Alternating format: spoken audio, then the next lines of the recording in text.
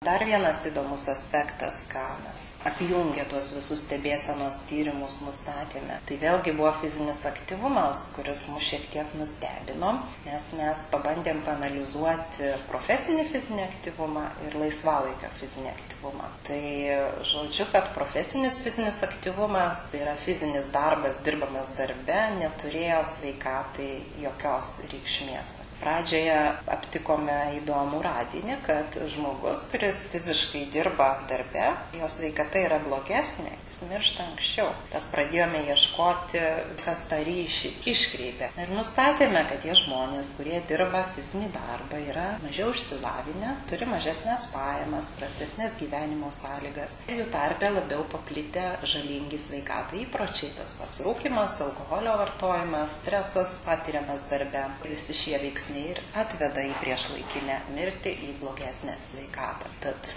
fizinis darbas, kurį žmogus dirba darbe, tai yra kelia, neša, kažką tai kala, betonuoja, tai sveikatos neprideda. O laisvalaikio fizinis aktyvumas, kaip nepriklausomas rodiklis, vis tiek buvo susijęs su geresnė sveikata, su ilgesnė gyvenimo trukme.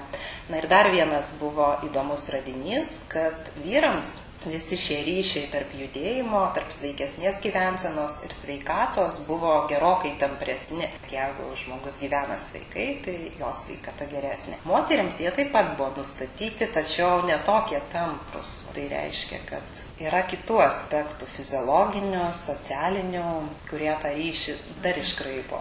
Reiškia, vyrams judėjimas, fizinis aktyvumas vaidina didesnį vaidmenį, taip? Taip, moterim taip pat, tačiau nesakau, kad mažesnį, tačiau tas ryšys nėra toksai tamprus, ar ne, jis yra silpnesnis, reiškia, kad yra kažkokių dar kitų veiksnių, kurie į tą ryšį įsimaišo. Na, dar vienas pastebėjimas, kada prašai įvertinti subjektyviai žmogaus tiek tą gyvenimo kokybę, tiek sveikatą, tad moterys viską vertina prasčiau, linkusios skųstis, labiau linkę į depresiškumą, tačiau vyrai skundžiasi mažiau, bet gyvena trumpiau ir turi prastesnius sveikatos rodiklius. Iš visų žalingų įpročių, kuris pačią didžiausią įtaką turi? Na, manau, rūkymas, tai jau čia nieko aš naujo nepasakysiu, tai yra ir vėžys plaučių, ir bet kokios lokalizacijos onkologinių susirgimų riziką galima susijęti su rūkymu. Antroje vietoje, aišku, būtų nesaikingas alkoholio vartojimas, kuris pradžiai sukelia labai didelių socialinių problemų, sukelia mirtį priešlaikinę dėl nelaimingų atsitikimų, tai yra taip vadinamos išorinės mirties priežastis. Na ir tolesnėje perspektyvoje tai vėlgi siejama su tais pačiais onkologiniais susirgimais, hipertenzija, širdies kraujagyslių ligomis, insultu. Dar vienas veiksnys, kuris yra Lietuvos populiacijoje labai paplitęs, tai yra arterinė hipertenzija, kas yra baisiausia, kad žmonės nežino, jog turi per didelį kraujospūdį ir ypatingai vyrai atsitiktinai sužino, kad kraujospūdis 180, vyras rūko, kasdieną išgeria 2 butelius alaus, turi ir cukraus arba gliukozės, kaip mes vadinam, tolerancijos sutrikus, tai yra per didelė, greičiausiai turi ir cholesterolio padidėjimą ir maitinasi ne visai taip, kaip reikėtų, na, o vyrui 40-45 metai, vėlgi laiku neįsikišus, aišku, kas nutinka. O pradėti sveiką gyvenimo būdą, atsisakyti visų įpročių turbūt niekada nevėlu. Gyvenimo kokybė pagerės, taip? Be abejo, tačiau tas motyvas vidinis dažnai sukirba tada, kada jau yra tam tikri labai rimti signalai, kažkokie tai gydytojo įspėjimai, ar jau sutrikusi širdies kraujotaka, kada jau žmogus išsigąsta paprasčiausiai ir nebeturi kitos išeities. Dėl ko aš paklausiau, nes dažniausiai, jei žmogus rūko 20 metų, tai pasiūlymą mesti rūkyti, jis numoja ranką ir atsako, pusę gyvenimo prarūkiau, niekas nepasikeis, jei mesiu.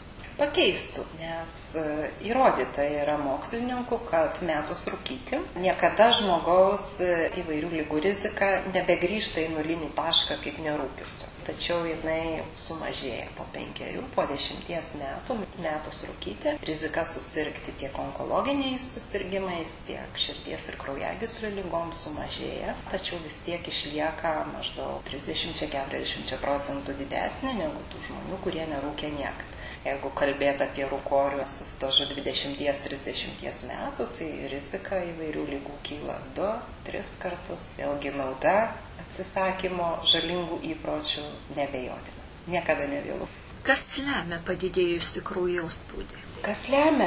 Tai vėlgi rizikos veiksniai yra siejami pagrindę su gyvensena. Tai pirmoje vietoje tikriausia būtų antsvoris ir nutukimas. Toliau per mažas fizinis aktyvumas, alkoholio vartojimas labai stiprų tamprų ryšį su per dideliu kraujospūdžiu duoda, ypatingai tas nesaikingas, gausus vartojimas, druskos vartojimas gausus, kas lietuviams taip pat yra būdinga.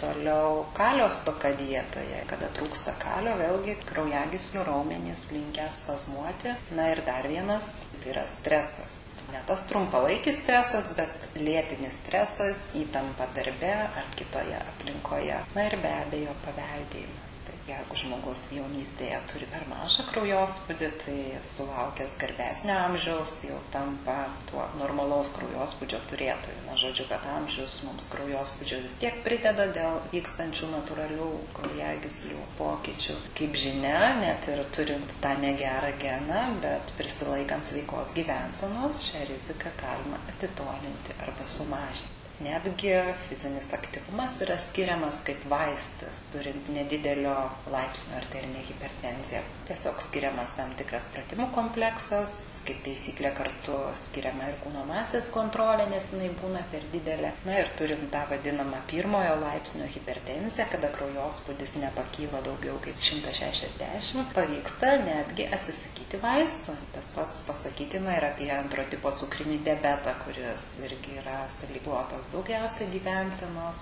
kartu pasireiškia su nutukimu. Tai aptikus ankstyvose stadijose, kad jau yra cukraus kiekis aukštesnis už normą ir sutvarkius gyvenseną, tai yra dieta pirmiausia, mityba, toliau kūno masė ir fizinis aktyvumas, vėlgi pavyksta atsisakyti vaistų. Aišku, ta gyvensenos kontrolė jinai turėtų nenutrūkti. Grįžus prie blogų įpročių, grįžta ir liga. Ar cukrinio diabeto atsiradimas susijęs tik su genetika? Tai cukrinis diabetas yra skiriamas 2 tipų. Pirmo tipo ir antro tipo. Pirmo tipo cukrinį diabetą dar medikai, gydytojai vadina nuo insulino priklausomų. Tai yra, kad žmogaus organizme tiesiog dėl tam tikrų genetinių aspektų trūksta šio hormono, dėl to sutrinka gliukozės apykaita. Tai vienintelis gydymas yra papildyti, tai yra švirkščiamos insulino injekcijos kiekvieną dieną, kontroliuojamas cukrus. Na ir jeigu visa tai daroma